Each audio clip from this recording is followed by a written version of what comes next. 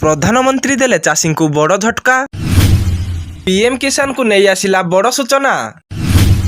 एबे चाषी मानकु फेराइबाकु पड़िबो पीएम किसान टंका।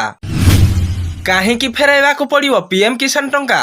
केउ चाषी माने फेराइबे पीएम किसान टंका? चलतु नजर पकाइबा संपूर्ण खबरटी उपरे। जदि आपण माने मध्यम प्रधानमंत्री किसान सम्मान निधि हिताधिकारी तेबे एही खबर आपण मानक पई, कारण सरकार पीएम किसान पांठिर अयोग्य हिताधिकारी ठारू अर्थ पुनरुद्धार आरंभ करिसंती। केवल बागपत जिले में 267 चाषी ठारू मोट 21,62,000 टंका उद्धार करा जाइछि। यह व्यतीत जिलार अन्य अयोग्य चाषी को मध्य नोटिस जारी करा जाइछि।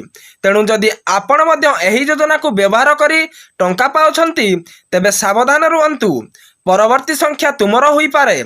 नकली चाषी फाइल प्रस्तुत एही तथ्य जिला मजिस्ट्रेट मानक हस्तांतर करा जाउछि। केवल बागपत जिले में 6,000 कृषक अयोग्य बोली जना पड़िछि।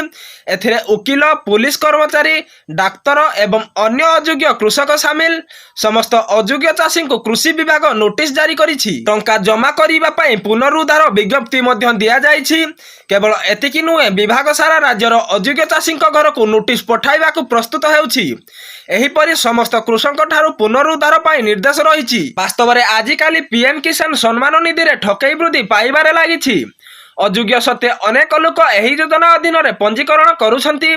एहा व्यतीत सेमाने एही योजनार सुविधा मध्य पाइछंती। तेबे सरकार ई-केवाईसी एवं जमी जांच माध्यम रे अनेक लोकंकु एही योजनार बाद देइछंती। किंतु देश में एपर्यंत कोटी कोटी कृषक अछंती जे माने अयोग्य होइथिले मध्य एही योजनार सुजोग नेउछंती। ओडिसा रे वर्तमान पर्यंत एही प्रक्रिया आरंभ होई नाही।